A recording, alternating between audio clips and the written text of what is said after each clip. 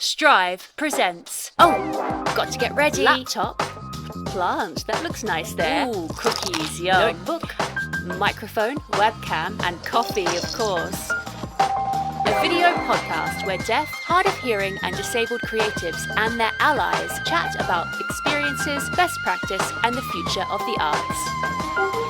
The Green Room. Hello and welcome to The Green Room, a weekly video podcast produced by the Strive Collective, a collaboration between the DH Ensemble and Hot Coals Productions. I'm Jo Sargeant, I'm one half of Hot Coals Productions, and I'm a woman in my 30s. I have long brown hair, which is all wavy and a fringe, and I have big green eyes and a pale complexion. Today I am in my dining area and I have a charcoal grey wall behind me.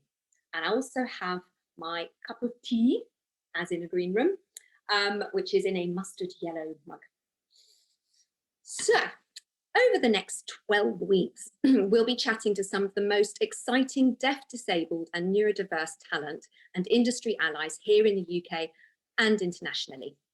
We'll be celebrating best practice, spotlighting unsung heroes and inspiring others to keep access and diversity front and centre in the coming months and years. We'll be publishing a new interview every Thursday at 7:30 p.m. You can find details of where to get them on our project website, on our YouTube channel, and across our social media platforms. You can also tweet along with our conversation throughout the series using our hashtag, which is #thegreenroom_UK. This week, we have the marvellous Gemma Harvey with us, but just before I introduce her, I'm going to introduce you to our BSL interpreter who will be interpreting for me today. Natasha, would you introduce yourself?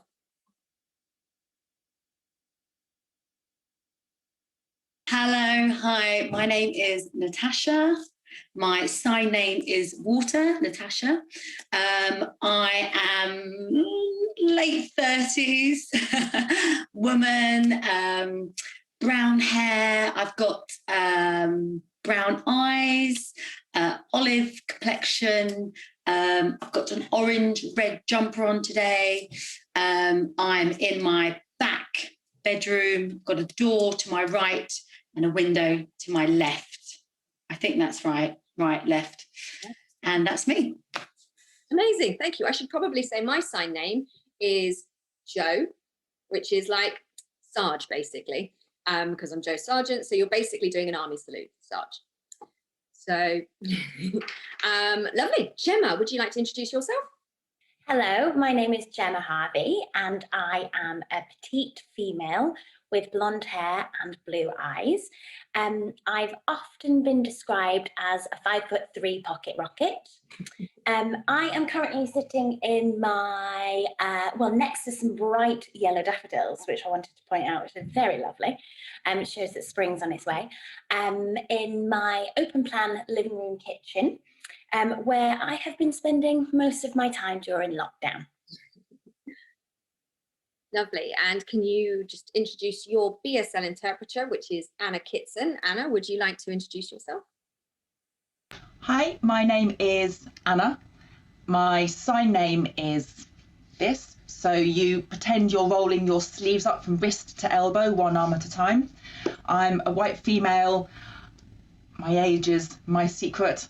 I have brown hair just below the shoulders. I've got a maroon top on and my background is bright green. Lovely, amazing. Thank you guys. Now, Gemma, you don't have a sign name, do you? So not yet. You're going to get one very soon. You're going to have to be issued one, definitely. Right. So, Gemma, I'm so excited to have you here today because I've known Gemma for quite a long time and she is just marvellous. And she has particularly interesting jobs. So your career, you are a writer, an actor, theatre maker, but you're also what's called a creative enabler, or I think in theatre it's called a creative collaborator. Am I right? That's right, yeah. Could you tell us a bit about yourself and how you ended up doing all these exciting things? With pleasure. Well, yeah, as you said, I am an actor and a writer and a performer. So I did the very typical route, or what I think is a very typical route, and trained at drama school. And then I guess as like a lot of actors, when they graduate from drama school, they come out, and it's not quite what you imagined it's going to be. So that's probably when I started to get into the creating and the self-producing and the theatre making world. And so as well as doing that, I had lots of other jobs to kind of like keep me afloat. And when I started working, I started doing some support work with an autistic man who was also an autistic actor. And through him, I got introduced to a wonderful theatre company called Access All Areas, who create theatre for learning disabled and autistic artists. And that is where I was kind of shown the world, and was my first introduction to creative enablers and collaborators, and actually learning what the role exists, the brilliant role. And I hate it when I read that people go, oh, I just fell into it, but I actually literally did just fall into the wonderful world, and I guess I've never looked back, really. Well, Access All Areas, are just an incredible resource, and I just feel like not enough people know about them. Sure. Can you tell us a bit more about the work that Access All Areas do, and what you do for them? I said a little bit. So they create urban disruptive, immersive work for learning disabled and autistic artists, and their work is. When you've seen their work, you know their work. It's incredible. And it's really kind of like in your face. So, no barriers, no boundaries. Their artists are right at the front of the which is exactly where they should be. And so I think if from what I can gather from I've been working with them for about 4 years now as a freelancer. And when they started to realise that they weren't the only people who were making work for these artists, that when these artists were going out into the industry, there was a role that was starting to be created, which is creative enabler or creative collaborator, which offers a creative supportive role to those artists.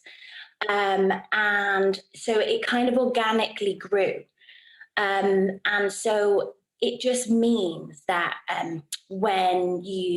basically a creative enabler is a professional artist, usually non-learning disabled, who provides industry-specific support and coaching development to those said artists. And the role is specifically tailored to the requirements of that said artist. So when you start working with an artist, it's a real it's a connection, it's a real relationship that like builds over time, and it can be offering support for those artists who might be going for an audition. It could be offering support during the rehearsal phase of a production, not just Access All Areas productions. I mean, the artists have been working in theatres like the National and the Royal Court, and also then there's on-set support, and so those artists. What support? Sorry, Gemma. There's what? Sorry, on-set support. So in production, TV and film, and that's kind of, I guess I would say, the difference between a creative enabler usually is the role that works with an artist on set and film and TV. And so I have a lot of experience doing that because I've worked with Jules Robertson on Holby City for the last 3.5 years. And so that role is also a little bit different because the work begins like early. I'll create. We do a lot of like script planning together, and then I'll go on set with Jules, and then it's kind of like the relationship is like a three-way relationship between me, Jules, and the director, because particularly in the film and TV industry, everything is very fast-paced, and particularly on set, a lot of the time, time is of the essence, and directors will often kind of throw out direction, or not. Some directors just don't have time for it. And so that is where the role is really integral, because if there's anything that isn't quite clear or understood, then it's my job to jump in and go, that's not quite clear. Jules, or whoever I'm working with, do you understand that? And they will be very honest and they'll say, no. And then it's the director's job to go, okay. So yeah, that's kind of in a nutshell about what the role is. It's an incredible role because it takes away that fear or anxiety that a production might have about working with artists with with autism or learning disabilities, etc. And it also creates a role. So for someone like yourself, you're an artist, you're still keeping creative, and you're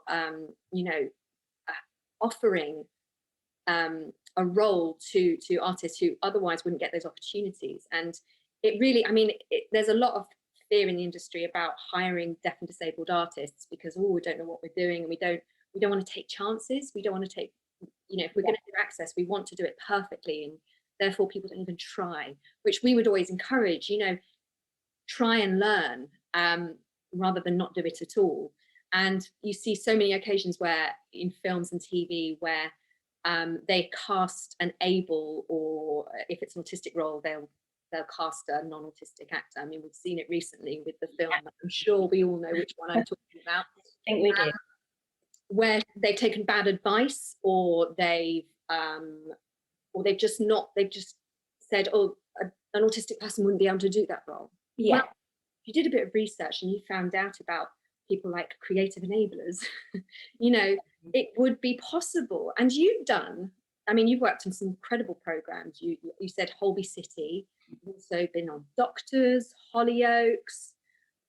Why don't more people know about creative enablers? It's funny because in our industry, we all know about intimacy coordinators now. It's a known part of the industry, which I think, that's probably thanks to the Me Too movement that is more known about nowadays. But it feels like maybe more people if more people knew about access support for disabled roles and such as creative enablers, that perhaps more opportunities may arise for disabled actors. Oh, absolutely. What you just touched on there, the intimacy consultant, that up until, I don't know, I'd probably say about 18, I've been quite aware of it for some time, but I've found it so interesting that it seems to have really blown up. And so it's that particularly that I'm so aware of, that there is the information out there, particularly for access support, creative access support, and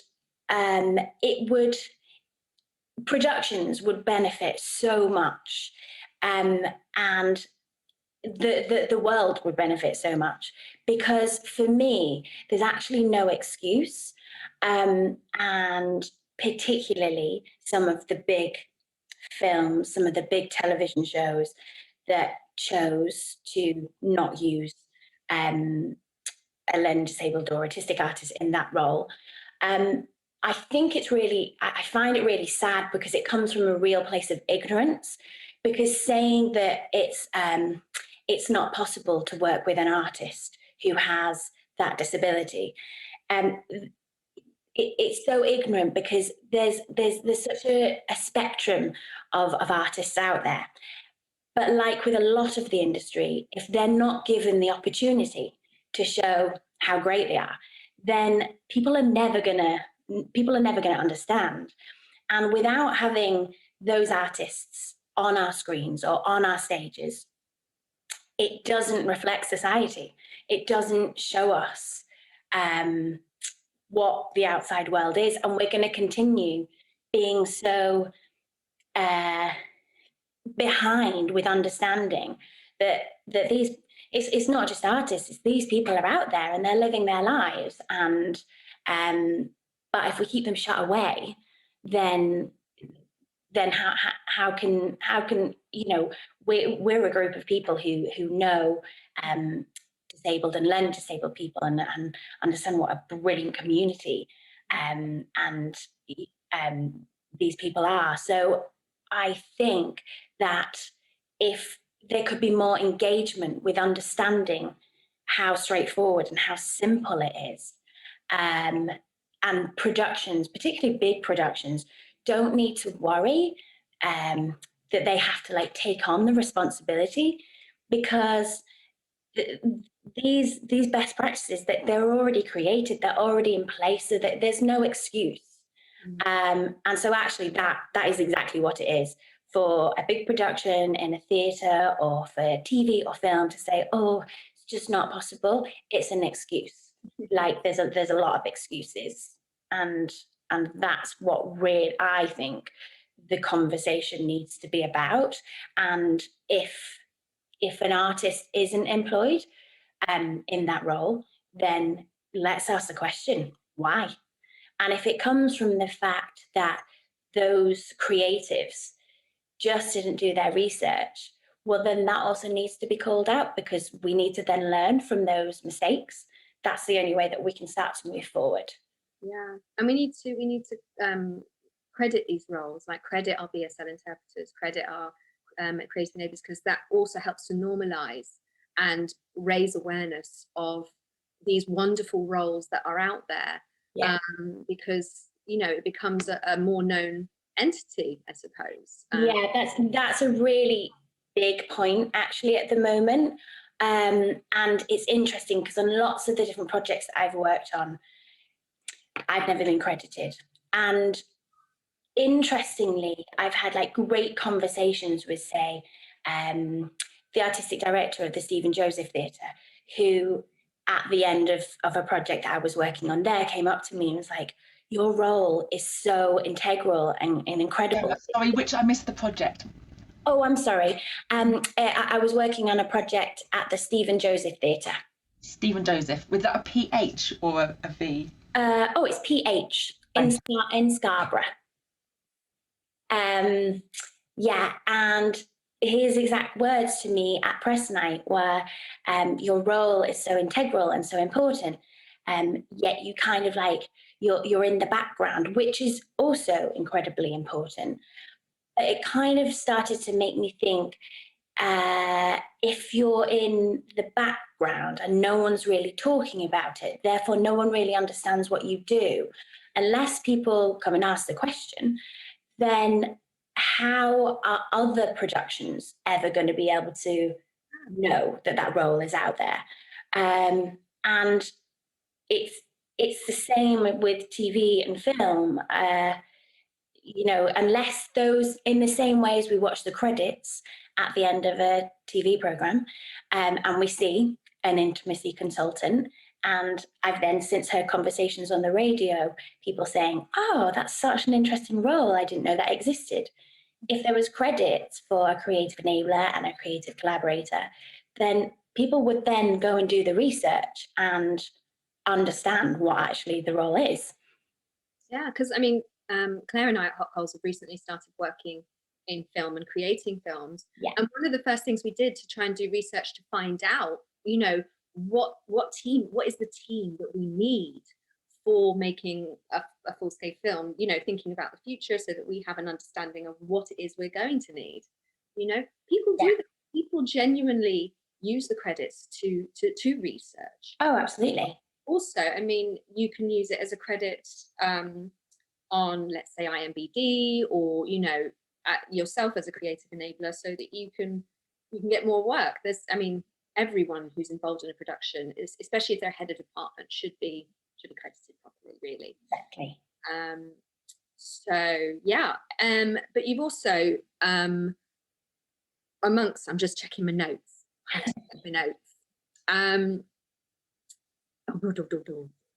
So most recently, what have you been working on most recently? I've had obviously we've been living through a worldwide pandemic, which is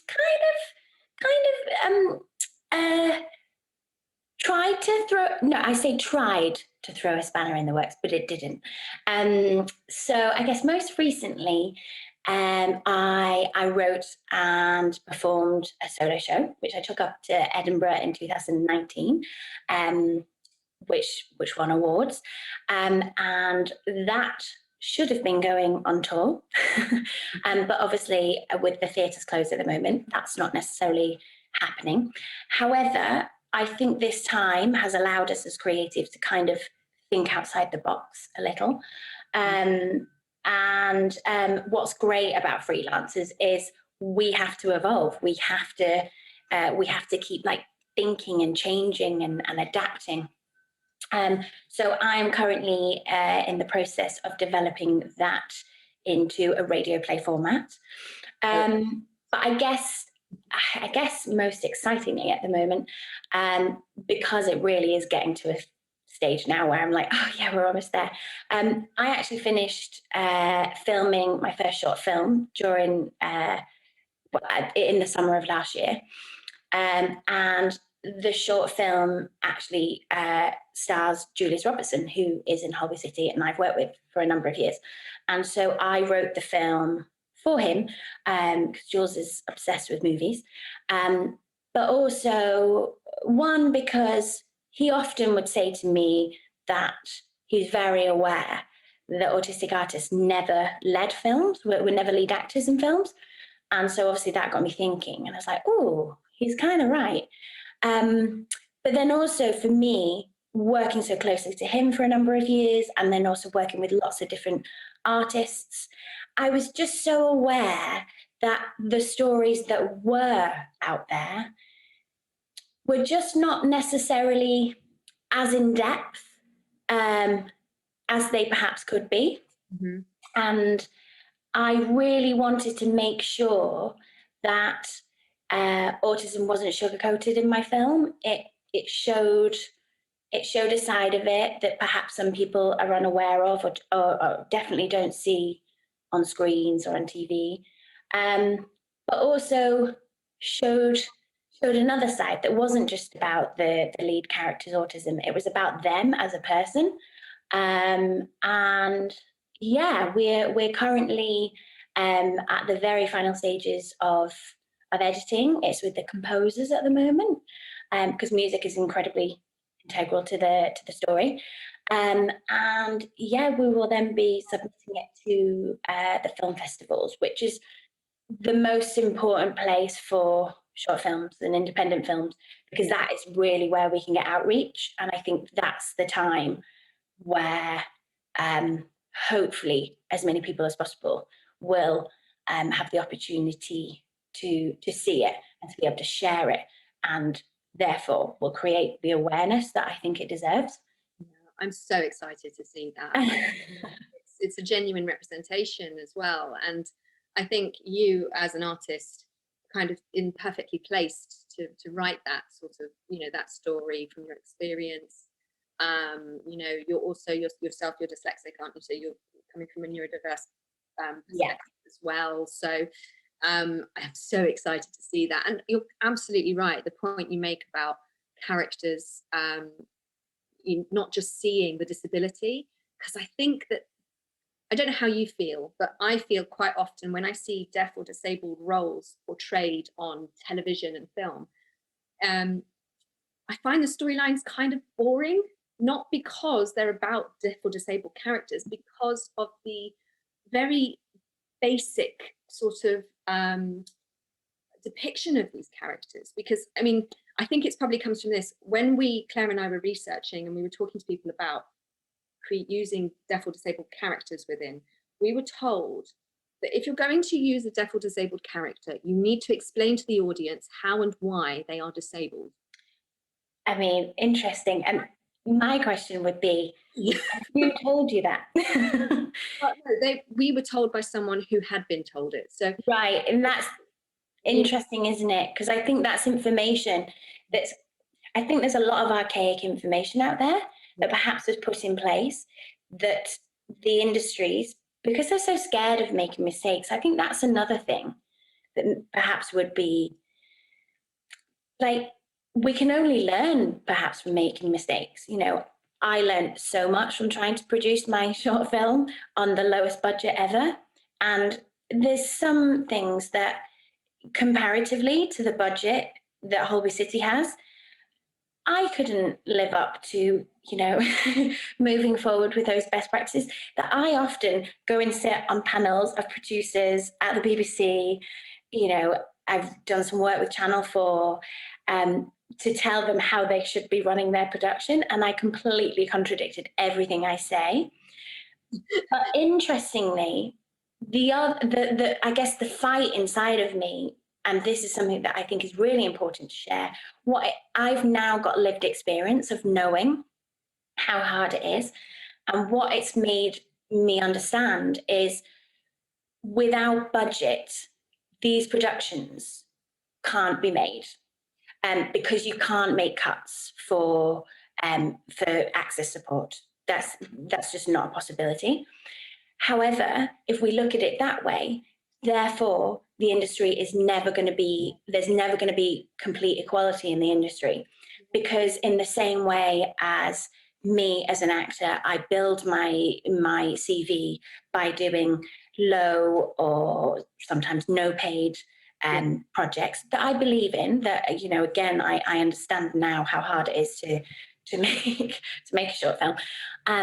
But I also realize how integral it is to you growing as an artist. And without those opportunities, then you can't develop and evolve. And so until we recognize that there's that issue that needs to be rectified, those artists are never going to be able to have the same opportunities that people without disabilities don't. It goes across all levels of opportunity. We talked about opportunities quite a lot, and I think a lot of the drama schools are starting to slowly change. Deaf and disabled artists are starting to get places at drama school, which is fantastic. And we were talking, you know, I've talked about it on another episode of this, where they get the opportunities to train there, and which inevitably ends up benefiting the industry and the public in general, because you're getting you know, a better representation of disability, because you get trained actors out there in the industry, because a lot, you know, they're unable to go and do training because the opportunities aren't there. And also other artists, so whether it's technicians or actors, for example, they're not doing their training and then coming out in the industry and then being confronted for the first time as a new actor with a deaf or disabled actor, and it causes an insecurity, and it's not helpful, and it can sometimes cause problems. And it's better to have everyone mixed together. You know, diversity creates more rich, you know, creates a richness and a wealth of work in itself. And when you come talking about money, I mean, if films, for example, and TV can find a budget for a intimacy called, surely they can find a budget for, you know, a creative counselor or BSL interpreters. I know that we, as a company, we always, a lot of people don't know, for example, if you're applying for Arts Council or if you're making films and you're applying for the BFI, you can apply for access costs on top to support deaf and disabled artists. I think it's really important that people realise you can apply to create the work and pay for that support. Yeah. So it's worth finding out what money you can apply for to be able to cover your access needs. Yeah, you're so right. And also, I think this particularly is really helpful to create awareness, because understanding, I've just put a new Arts Council application in for a new project that I'm at the very early stages of. It's a developing your creative practice application. So it's slightly different from a project grant.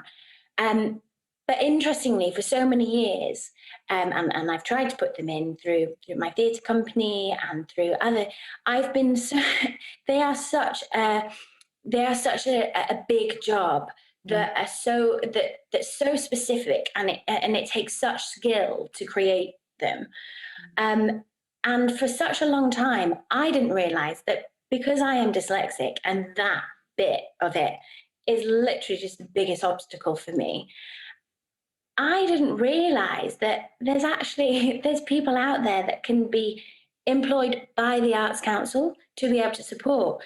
Because for me, for so long, it was making me think, hang on a minute, this is where I'm not able to be able to gain money in the same way as someone perhaps without dyslexia, because they might find it easier to be able to create one of these applications.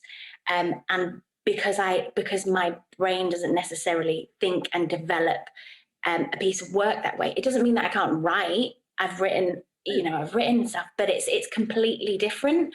And it actually, it's like a revelation when I suddenly realized, oh my gosh, there is support out there, even for me as well. And so I think if that could be, if people can understand that there's that, it would make you realize that more work would be able to be created and developed. But because it's almost like a secret society, isn't it?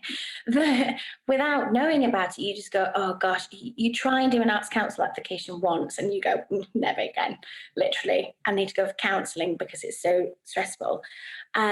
So I think, yeah, and also Arts Council are brilliant because they do, there's so many opportunities but there are also so many other funding opportunities and schemes out there. And again, it's so hard to know about them. And so perhaps that could be something that could really be, shouted loud and proud, because that would help so many artists and creatives move forward. And I think from those point of views, that then goes back to, it wouldn't just be the same people making things over and over again. Yeah. Which gets a bit tired and tedious after a while. Bring in new people, bring in new ideas, bring in new thoughts. And it's okay I think, I think the theatre world is actually much further forward in recognising diversity and inclusivity. But, that it goes across the board, and it's got to be not only, the making sure that your venue is accessible. It has to be also make sure that the stories that you're telling include those people. Loads of artists that I work with, an artist I work with quite a lot through Access All Areas, Keen Binchy, he says to me that it just gets quite boring that he watches TV and he just doesn't see himself represented. And I'm like, yeah, I get it. And he's an actor who works a lot, but he recognises, it's kind of going back to something you said earlier. There could be someone with a disability in a role, and it doesn't have to be, the storyline doesn't have to be about their disability. They can be within the production, because that's life. That's what's happening. And I think there's still a long way to go until productions start recognising that, it's really simple. Think diverse in your casting. It's really like, for example, what's it called? Oh, I've gone completely blank. It's a TV series that was just recently put out. Oh, it's completely gone from my brain. But they had the main character's child was deaf. I really wish I could remember. Oh, I Hate Susie. I Hate Susie. Thank you. Yeah. I Hate Susie. Her son's deaf. Yeah. No big deal made out of it. Oh my gosh. Brilliant. I was like, I think that is a great example. And I was actually thinking of that one when I was writing something towards an application before. That was there because I think it was literally only touched upon once in one of the late episodes. I thought it was brilliant. Perfect. How easy is that? And they used a BSL consultant, a BSL consultant, Brian Duffy. Great. Duffy, as we all know him. Yeah. They used him as a BSL consultant, so they did it properly as well. Yeah, exactly.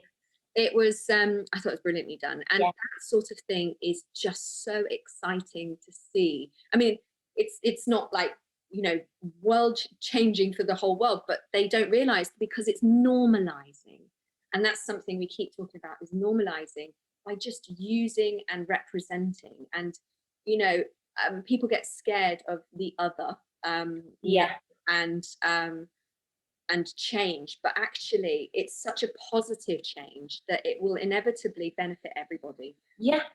You know, if we're seeing a more broad representation of people on television, as just people who exist, then there's less alienation in public, in society, because, you know, the kids will get picked on less at school because they're not, you know, if all other children are seeing a more representative, you know, representation of society on TV, film, and etc., you know, it'll just, you know.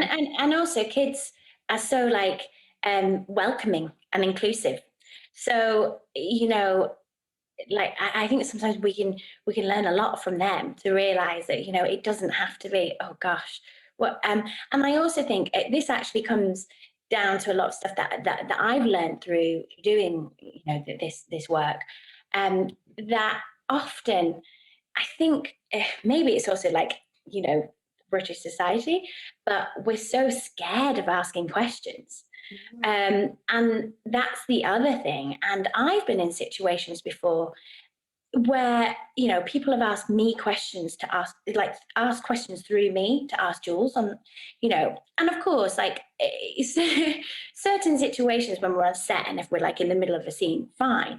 But I've actually been there a number of times and I just went, you can ask him yourself. He's got a voice, you know, he's, and he can answer so much better than I can. And that was another thing that really opened my eyes to it. I was like, oh gosh, we're just so scared of asking. And if we never ask the questions, then how are we ever going to learn? Absolutely. Yeah. I mean, it's really, it's exciting. I'm really excited because I've seen a lot of positive change since we started working in Access, and I'm just thinking about, you know, the changes, what's available to people. I mean, you're talking about filling out your Arts Council application and getting that support. Yeah. Myself, when it came to, I produced my own R&D, so I decided I wanted to produce my own show while Claire was on tour with, I think she was on tour with Grey Eye or somebody. I was like, I'm going to produce my own show. And I put in an application on my own to do an R&D. That was fine. I'm okay because I'm dyspraxic. The writing part of it was fine. I'd done quite a few. But what I didn't realise is, and I did in time before I put it in, is I could put in Access costs to support me in the Access budget. And I put in for somebody to support me during the R&D. So she came in, she took notes, she kept me on track. She made sure that when she saw, because I have this thing where I get very tired, but I'm not aware necessarily that and it's sort of like a change. And she was very aware. So she came over and gave me a nudge, go and have something to eat, let's have a tea break. Or, you know, so she made sure that I was looked after, which meant, because it was really difficult without my, you know, my number two, Claire, who I've made all my work with, wasn't there to do this with. So all the pressure was on me. And as someone whose brain kind of can shut down a little bit when I'm uber stressed, that person that I managed to fund, who was kind of like my, you know, kind of like my creative neighbour. She sounds like it. Actually, she did notes, and then she sent me a PDF of everything that we talked about during the R&D, the process and everything, so that when I evaluated it and look back on it, it's all there, and she did it all in an accessible format. And I think that's another thing to touch on, is accessible format. You're working at the moment, the work you've been doing with The Spill. Yes. You want to tell us a little bit about that? Yeah, I would. And also, I think this is actually something that I've been doing since the beginning of the year. And it was, it's kind of a mini it's a little win for myself as much as I think it is for the co-founders of The Spill. The Spill is an online publication. They are incredible. Please check them out. They are, their platform is for unrepresented and marginalised voices. So, you know, across the board. And their pieces are incredible. I mean, wonderful. But basically, they launched on the 1st of January, and the editor-in-chief got in touch with me because she knew about a lot of the work that I do. She was like, I'd just like to have a conversation about how we can make our website and like the whole publication accessible. And I was like, okay, yeah, great. So before our booked in meeting to chat, I started to do a bit of research, and along with, I write a blog for my own website, and just out of habit, I guess, or just because without even thinking about it, whenever I publish a blog, I also record an audio.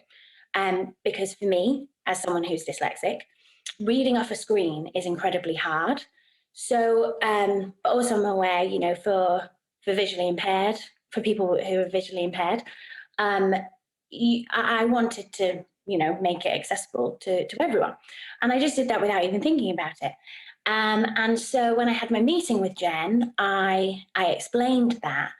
And so we had a really good chat. So not only, I mean, it's taking time because they're a startup and they're a brand new company and they don't have loads of money, but they are doing what they can to make their change. And so they're going to get to a point where they have all of the articles that has an easy read option as well as audio. And in the time that I was having my chats with Jen and then doing a bit of research, I went on and I had a look at like all of the big publications that you imagine. You're like, oh gosh, well they must have it. And not one of them has anything. And then it just started making me think, well, that's ableism right there. Because particularly in the last year, the only a big way that people have been reading and communicating and conversing is online. That's how we've been existing. So to think that all of these publications, there's not been one person that has said, hang on a minute, should we think about this? And you know what, perhaps there has, but then it's interesting that they don't think that it should be up there with importance. Because when you think about the vast amount of people that is disregarding, and just not even, you know, and it goes into lots of people, you know, particularly, obviously I speak for myself being dyslexic, but I think you have a similar thing, that to try and read on a screen with black text and a white background, it's just a no-go. It's just not going to happen. I think that most design, you know, online designs and website designs are like that. There must be so many people that just go on and go, not for me. And I just think that's so sad. And so this is actually something that I'm quite passionate about, and I'm going to try and change. I mean, I've spoken to so many people about their websites, you know, just volunteering information, not being bossy, but I now wear, and I have been wearing during most of lockdown, tinted glasses to be able to make it more accessible for me.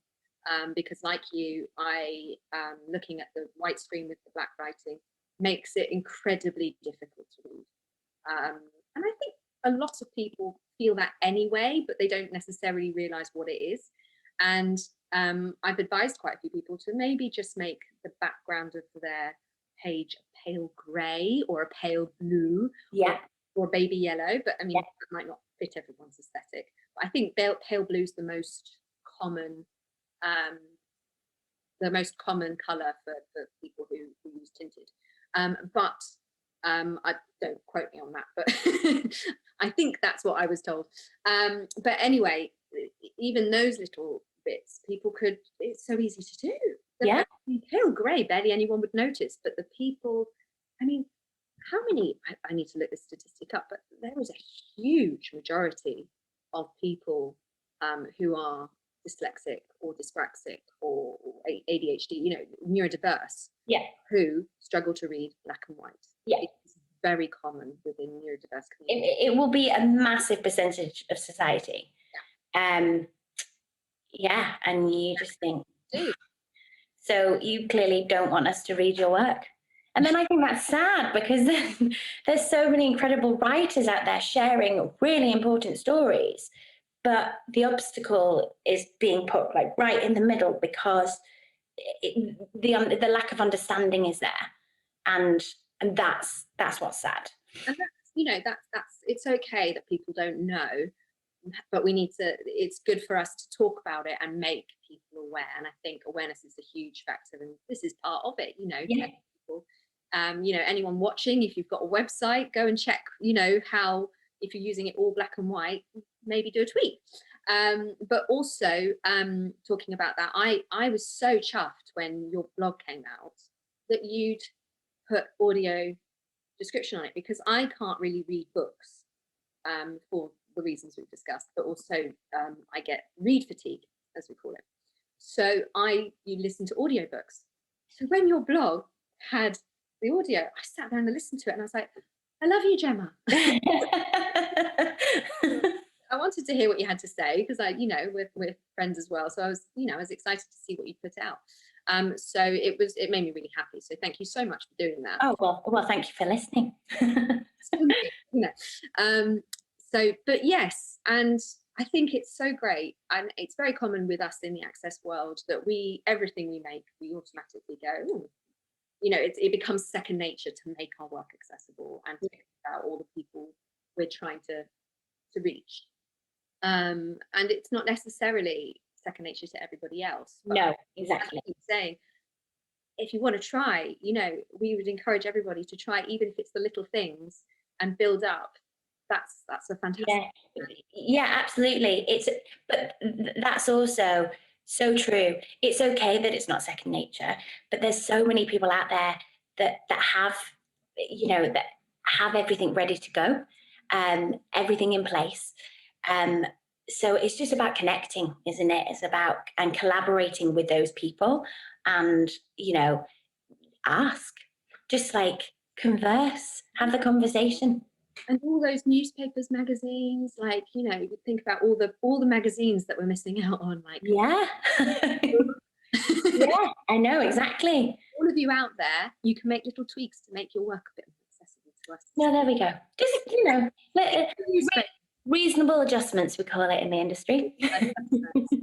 So that's I'm really passionate about that. So I'm really glad that, you know, it's really, really great chatting to you about it, because I know we're on the same page with all of that. So rounding up, you said about you've got Lobster, your play. I'm so excited that you're making it into a radio play, because I was programmed with Knock Knock at Hot Cosmo in Edinburgh. We're at the same time.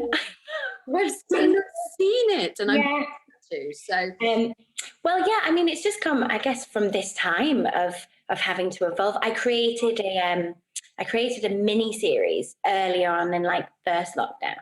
My character went on a series of Zoom dates. So that's out there on YouTube. But it's just taken me a little while to kind of grieve, I guess, that I wasn't on tour with the show.